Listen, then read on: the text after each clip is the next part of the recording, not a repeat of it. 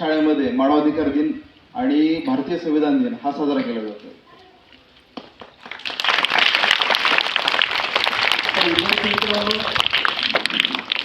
आपल्यापैकी बऱ्याच जणांनी संविधानाविषयी माहिती दिलेली आहे, मानवाधिकाराविषयी माहिती दिलेली आहे. आपल्या उमरीचे बीओ सर यांनी संविधान वारी दिल्ली दरबारी हे जे काही उपक्रम राबवले हे खरंच फार गरजेचं आहे. आज स्वप्नील सरांनी सांगितल्याप्रमाणे या ठिकाणी आम्ही आल्याच्या नंतर आम्हाला असं वाटतंय की विद्यार्थ्यांना मार्गदर्शन नेमकं द्यायचंय काय, कारण की विद्यार्थ्यांनीच आम्हाला मार्गदर्शन केल्यासारखं अत्यंत सुंदर असं माहिती दिली. तरी पण आणि आंतरराष्ट्रीय मानवाधिकार दिवस आणि भारतीय संविधान हा दोन्ही पण एकदाच कार्यक्रम का घ्यायचा, या मागचं सगळ्यात महत्वाचं कारण आहे. ज्यावेळेस मानवाधिकाराची सुरुवात, ज्यावेळेस घोषणा झाली, नेमकं मानवाधिकार झाले कधी स्टार्ट, बऱ्याच जणांकडे आपण पेपरमध्ये न्यूजमध्ये सगळ्यांनी ऐकत होतो. सर्व विद्यार्थी या ठिकाणी न्यूज कोण पाहतं? सगळेजण न्यूज पाहतायत. सध्या 2 देशांमध्ये युद्ध चालू आहे, हे परिस्थिती माहिती आहे. कुठल्या चालू आहे? इस्रायल रशिया यांच्यामध्ये जे सध्या वॉर चालू आहे ते सगळ्यांनी आता न्यूज मध्ये आपण पाहतोय, बरोबर आहे. त्याच पद्धतीचं इसवी सन पूर्व 539 ह्या वेळेस ज्यावेळेस गुलामगिरी हे सगळ्यात महत्वाचं आणि घृणास्पद जे कार्य होतं हे इसवी सन 539 मध्ये हे होतं. त्यावेळेस पाईस यांनी ह्या संदर्भामध्ये लढा दिला आणि त्यावेळेस प्रथम घोषणा जर कोणी केली असेल मानवाधिकारची तर त्यावेळेस मानवाधिकाराचं उत्थान तिथून झालंय आणि लोकांना कळाले की आपला अधिकार काय. याच्यानंतर द्वितीय विश्वयुद्ध, सेकंड वर्ल्ड वॉर ज्यावेळेस झाले, जर्मनी ब्रिटन ह्या 2 देशाच्या होतं आणि त्यामध्ये कमीत कमी 60 देशांनी यामध्ये सहभाग घेतलेला होता. आणि त्यावेळेस भारतावर इंग्रजी सत्तेचं, ब्रिटनचं राज्य हे आपल्या भारतावर लादलेलं होतं. आपण पारतंत्र्यात होतो, इंडिपेंडन्स नव्हतं, स्वातंत्र्य नव्हतं. स्वातंत्र्याची व्याख्या जर आपल्याला करायची असेल, नेमकं स्वातंत्र्य कशाला म्हटलं जातं? आता तुम्ही सगळेजण या ठिकाणी बसून आहेत. शाळा सुटली का? शाळा किती वाजता सुटते? 3 वाजता सुटते, बरोबर आहे. 3च्या आधी तुम्हाला गेटच्या बाहेर जाता येतं का? काय येत नाही, कारण की तुम्ही तुमचे जे काही टीचर आहेत त्यांच्या तुम्ही अधिकार क्षेत्रात आहात, तुम्हाला ती वेळ दिलेली आहे, त्यामुळे तुम्हाला बाहेर जाता येतं का? जाता येत नाही. म्हणजे कमांड आपल्यावरती कोणाची तरी आहे, म्हणजे आपल्यावर कोणीतरी लक्ष ठेवून आहे की आपण याच्या बाहेर जाऊ शकत नाही, कारण की आपल्याला वेळ दिलेली आहे. त्याच पद्धतीचं ज्यावेळेस द्वितीय विश्वयुद्ध चालू होतं, आपण पारतंत्र्यात होतो, तर आपल्यावर जे काही कमांड होती, आपल्यावर ज्यांचं काही राज्य होतं हे ब्रिटिशच्या राणीचं राज्य होतं, एलिझाबेथ. त्यानंतर द्वितीय विश्वयुद्ध झाल्याच्या नंतर खूप मोठ्या प्रमाणात आता जे आपण फिलिस्तीनचं पाहतोय, रशियाचं पाहतोय, ज्या पद्धतीने युद्धवार होत आहेत, गाझापट्टीचं युद्धवार होत आहे, अशाच पद्धतीचं द्वितीय विश्वयुद्ध त्या ठिकाणी झालंय आणि खूप मोठ्या प्रमाणामध्ये नरसंहार झालाय. नरसंहार म्हणजे खूप मोठ्या प्रमाणात लोक मारले गेले. कमीत कमी 6 कोटी लोक त्या ठिकाणी मारले गेले होते. 60 देशांचं त्या ठिकाणी होतं. मग कुठंतरी नरसंहार झालाय, कोणी कोणाला जुमानत नव्हतं. त्या अगोदर राजेशाही आपल्याकडे अस्तित्वात होती. मग ब्रिटनच्या राणीचं राज्य आलं. ब्रिटनच्या राणीच्या ह्याच्यात भारत 150 वर्ष आपण त्या राणीच्या राज्यामध्ये आणि आपण पारतंत्र्यात होतो. मग हा सुवर्णयुग आपल्याला मिळाला आणि आपल्याला भारताला स्वातंत्र्य होण्यासाठी जे आपले महापुरुष आहेत, महात्मा गांधीजी असतील, पंडित जवाहरलाल नेहरू असतील, डॉक्टर बाबासाहेब आंबेडकर असतील, लोकमान्य टिळक, बाळ गंगाधर टिळक, भगतसिंग, सुखदेव, या सगळ्यांच्या ह्याच्यामध्ये आपल्याला स्वातंत्र्याची पूर्व पहाड झाली. आणि द्वितीय विश्वयुद्ध झाल्याच्या नंतर अमेरिकेमध्ये युनायटेड नेशन ची स्थापना जर कधी झाली असेल आणि हे नरसंहार थांबवण्यासाठी 10 डिसेंबर 1948 हा दिवस त्या ठिकाणी जागतिक जाहीरनामा त्या ठिकाणी प्रसिद्ध झाला. संयुक्त राष्ट्रसंघाचा सर्व देश एका ठिकाणी आले आणि सगळ्यांनी सांगितले की कोणी कोणाला भांडण करायचं नाही, कोणी कोणावर आक्रमण करायचं नाही, ज्याची जागा जिथं आहे त्यांनी तिथं थांबायचं, कोणी कोणाची हद्द वाढवायची नाही.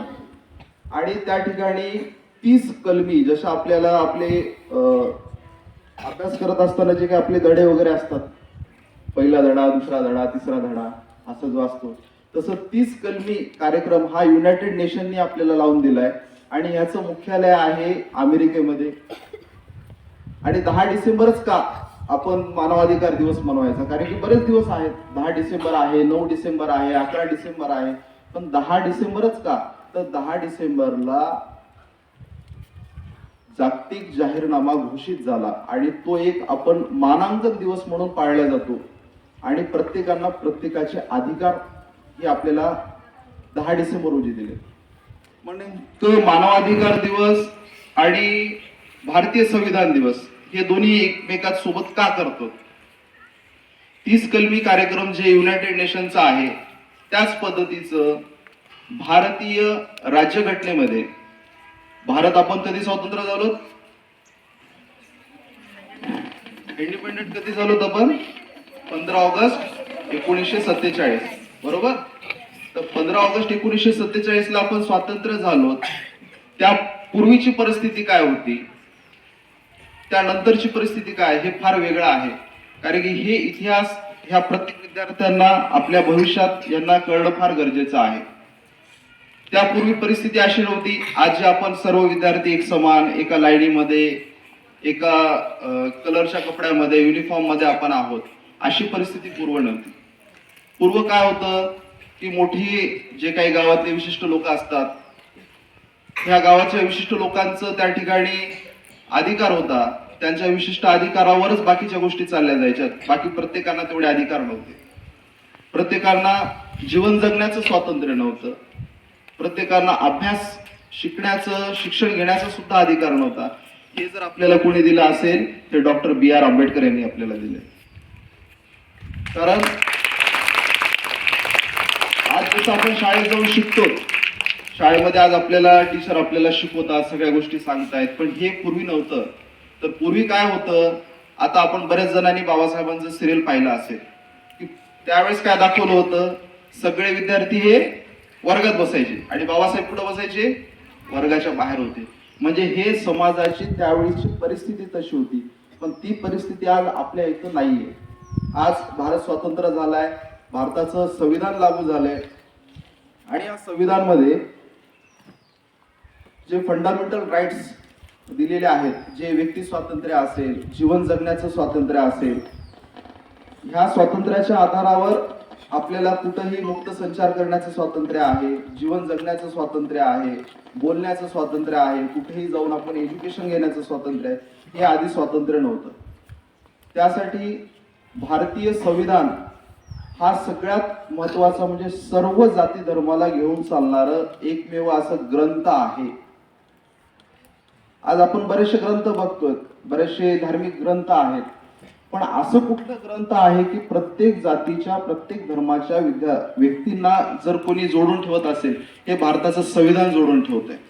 या ठिकाणी प्रत्येक व्यक्ती समान आहे. या ठिकाणी प्रत्येक व्यक्ती समान आहे. प्रत्येकांना बोलण्याचं स्वातंत्र्य आहे. आज आता आम्ही या ठिकाणी आलो, आम्हाला बोलण्याचं परवानगी दिली, आम्ही बोलू शकलो, हे व्यक्ती स्वातंत्र्य आहे. हे आधी दिलं नाही जात होतं. ज्या पद्धतीने आता आपण सगळे एका ठिकाणी बसलोय, बोलतोय, जमतोय एका ठिकाणी, असं पहिले आपल्याला जमता येत नव्हतं. हे असे वेगवेगळे प्रकार ह्या संविधानामध्ये आहेत. आपण आपल्यातील काही विद्यार्थी मित्र यांनी संविधानाविषयी बरीचशी माहिती दिली. दिल्ली दरबारी जो कार्यक्रम आहे तो अत्यंत सुंदर कार्यक्रम आहे. आणि मॅडम, ह्या छोट्या विद्यार्थ्यांना जे आता आपण घडवतो, हेच आयुष्यामध्ये आपली जे विचाराचे शिदोरे आहेत हे विद्यार्थीच पुढे घेऊन जात असतात. कारण की मोठ्या व्यक्तींना सांगून फायदा नाही.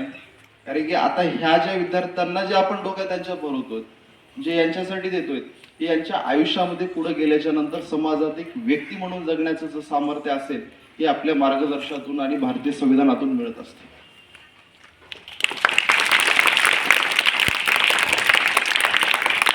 आणि प्रत्येक दिवस 26 नोव्हेंबर भारतीय संविधान स्वीकृती दिवस, 10 डिसेंबर मानवाधिकार दिवस, हा का आपण साजरा करतो? सगळ्यात महत्वाचं काय, आज प्रत्येकांचा जन्मदिवस असतोय ना सगळ्यांचा.